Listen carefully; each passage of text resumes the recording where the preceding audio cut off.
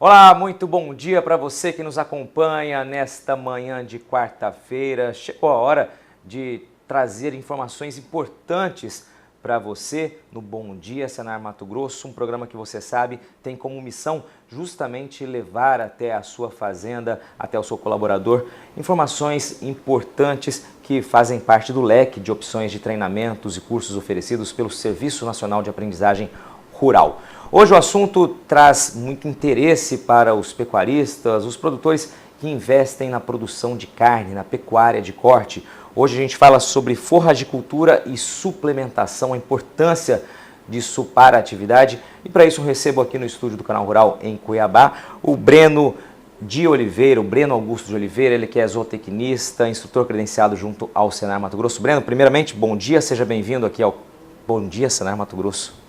Bom dia, Patrone. Bom dia, telespectadores.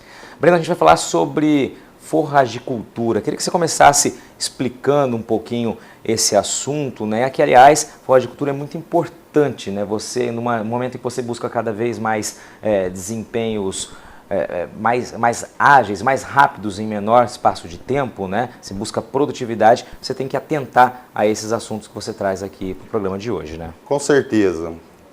Pecuarista já sabe que a base da nossa nutrição animal é forragem, né? E a gente vai pontuar algumas dicas aí para deixar de perder, né? Esse é o X da questão, Esse né? é o X, né? A gente só pensa em ganhar, mas a gente tem que pensar em deixar de perder. Para isso, tá? Vamos estar passando alguns conceitos de forragem, né? Que é a parte aérea das plantas disponíveis, tanto as verdes como as secas, tá? O caso das verdes seria silagens, pastagens, né, cana-de-açúcar, e as secas, os fenos e as palhadas, tá? E a forragicultura é justamente o manejo de conservação, de aproveitamento, tá? Uns dados interessantes hoje, tá? Que as gramíneas tropicais é a principal forragem utilizada nos nossos pastos.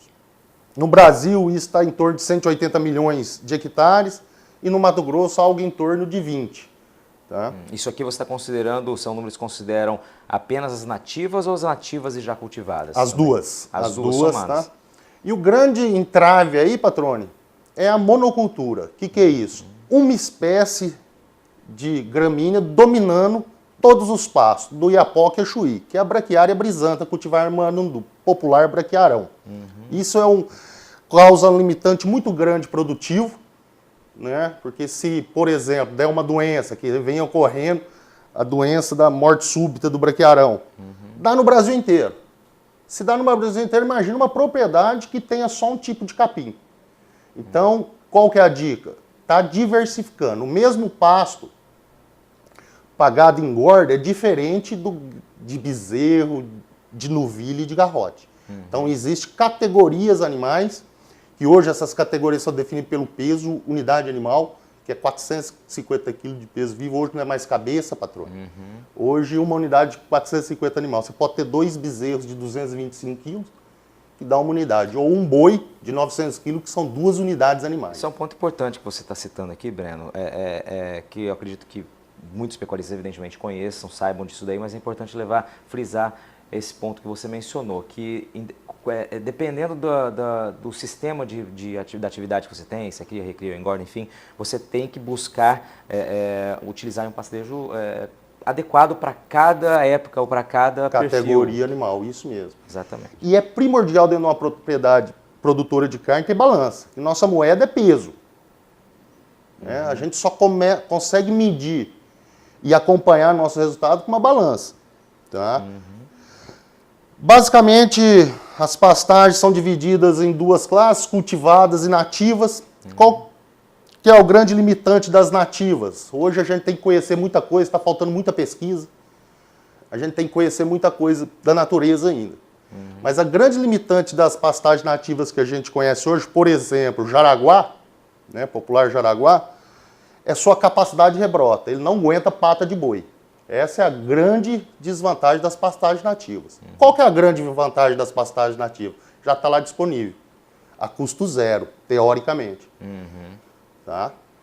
Falando um pouco mais das pastagens cultivadas, Por que usá-las? Aí estão os números. Vamos ser uma tabela grande, mas vamos atentar ao principal fonte de renda, tá? Essa renda que está difícil fechar na bovinocultura de corte, porque todas as nossas despesas é em peso vivo e nossa receita é em peso morto.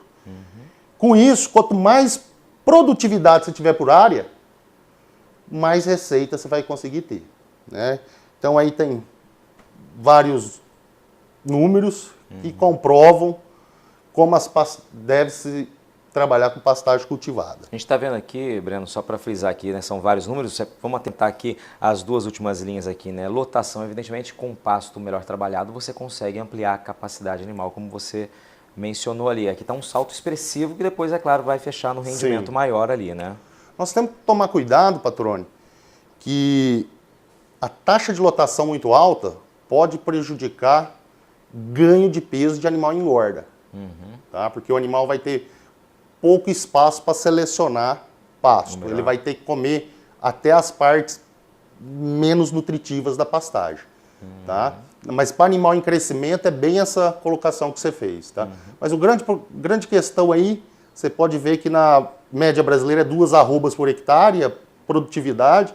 Você melhorando um pouquinho, respeitando a fisiologia da planta, você vai para 4 arrobas e adubando você chega a 5, 6 arrobas facilmente, que a gente tem encontrado no campo aí. Perfeito. Próximo slide, você traz as grandes limitações, né, das pastagens cultivadas é na implantação, Patrone. A escolha dos cultivares, não existe um pasto melhor, e sim a condição que ele vai ser produzido, relevo, temperatura, tipo de solo. Existe pasto para cascalho, para areia, para solo úmido, para solo mais fértil, né?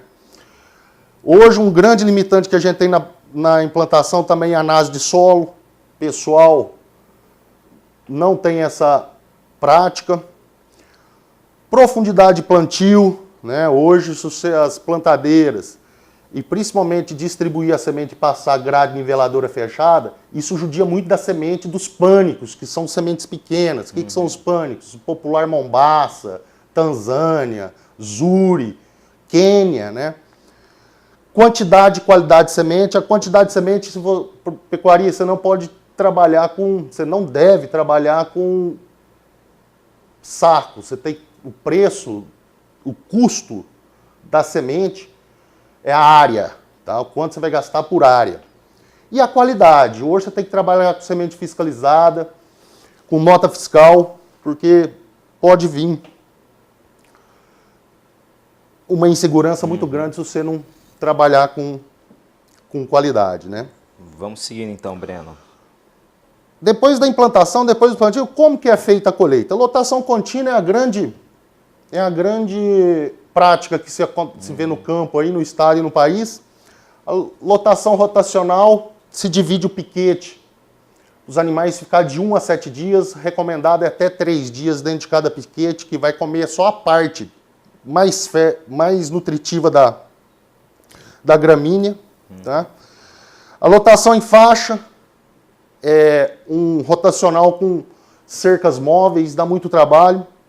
O pastejo limite é um lote de animal tendo acesso a 2 pastos, fica 30 dias em cada pasto, geralmente.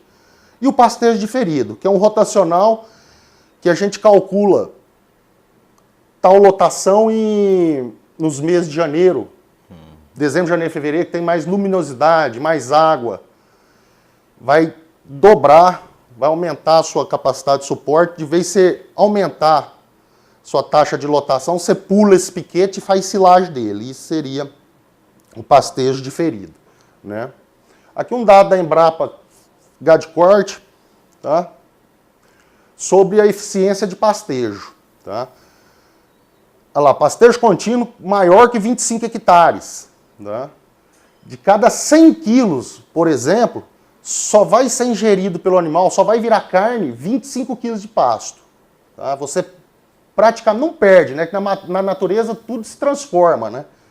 Mas olha o custo como estoura, né? O contínuo, abaixo de 25 hectares, você tem uma melhora significativa. O alternado, que é o coxo, o lote com 2 pastos, já sobe bastante. E o rotacionado de meio-dia é o que mais tem eficácia, tá? Perfeito. Uma falha conceitual muito grande é que se o pasto produz igual o ano inteiro. Isso não é verdade. Esse gráfico mostra isso. Olha lá, a exigência animal, a fome do animal, essa linha amarela, patrão. E a produção de forragem dentro dos meses. Então tem determinado período do ano que a produção do pasto declina demais, por falta d'água, de luz, temperatura, basicamente, tá? Quer dizer, e a demanda animal, que é essa linha vermelha que você mencionou aqui, né, ela é contínua, né? Ou seja, o animal tem fome o ano inteiro, evidentemente, e você tem uma disponibilidade inferior em determinadas épocas do ano aí. Isso aqui quebra um tabu muito grande, um conceito, uma crença, tá? Principalmente que o animal precisa comer sal mineral, né? Só na época da seca ou das águas. Isso não é verdade. A fome do animal é igual aos 365 dias no ano. Perfeito, Breno. Primeira parte encerrada, daqui a pouco a gente vai falar então sobre suplementação. Aliás, essa é a deixa justamente para falar sobre a importância da suplementação. Você continue conosco, daqui a pouquinho a gente volta com um Bom Dia Senar Mato Grosso, com o Breno, instrutor do Senar, ele que é zootecnista, falando sobre forrageiro e agora sobre suplementação. Continue conosco.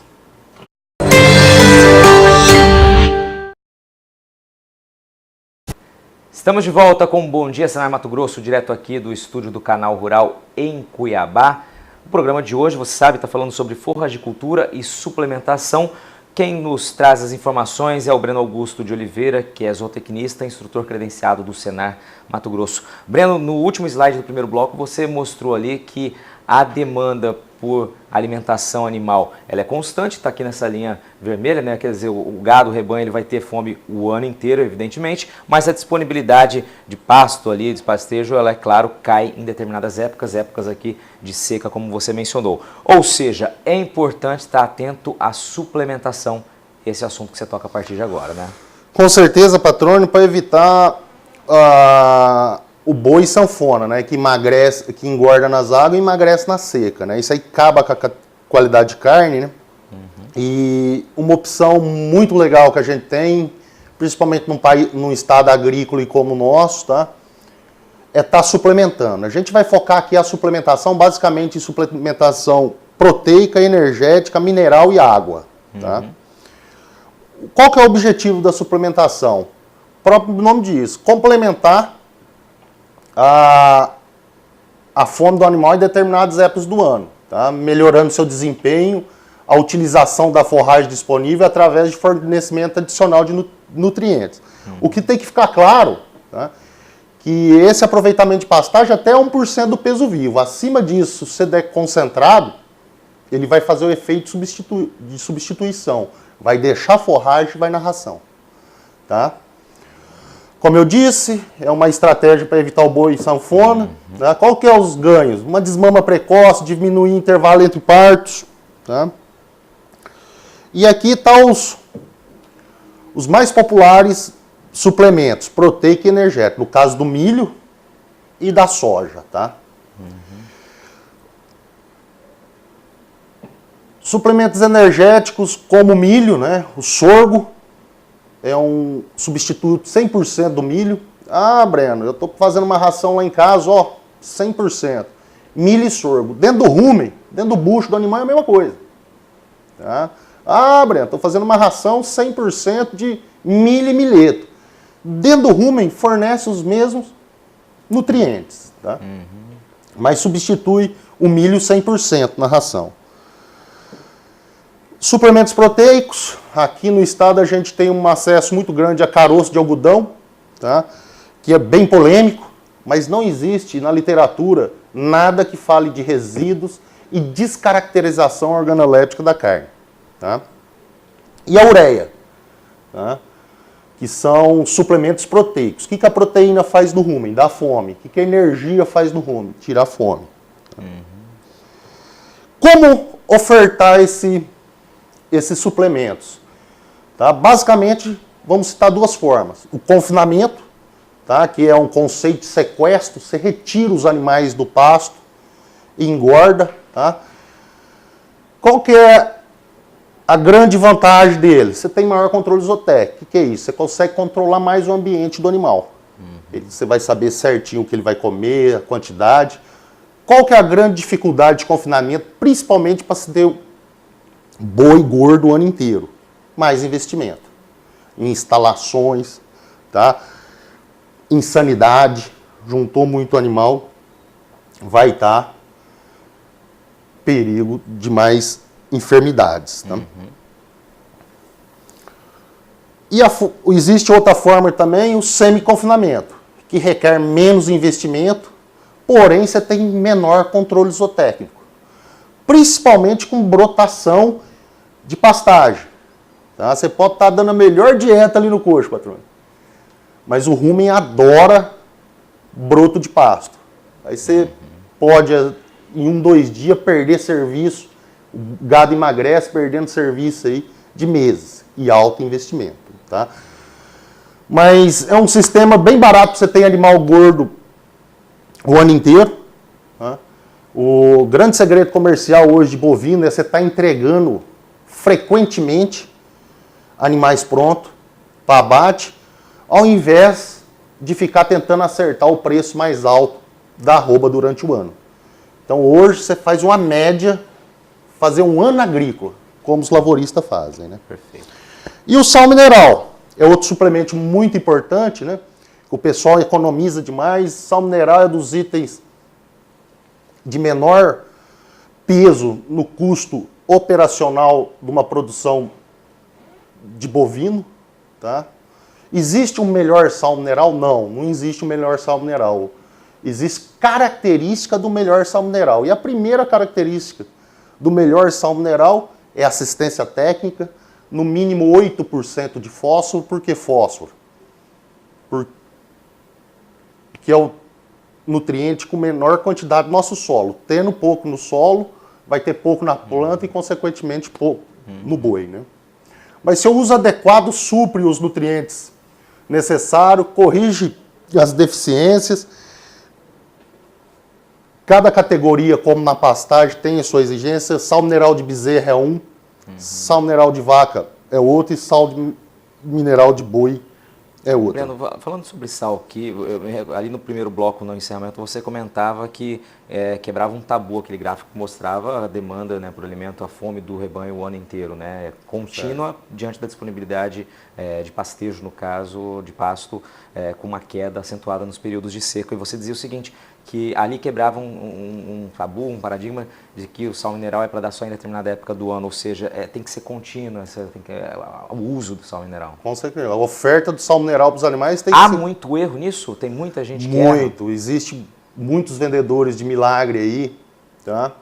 E a gente tem que ficar mais atento em outros tipos de custo, né? Por exemplo, cerca.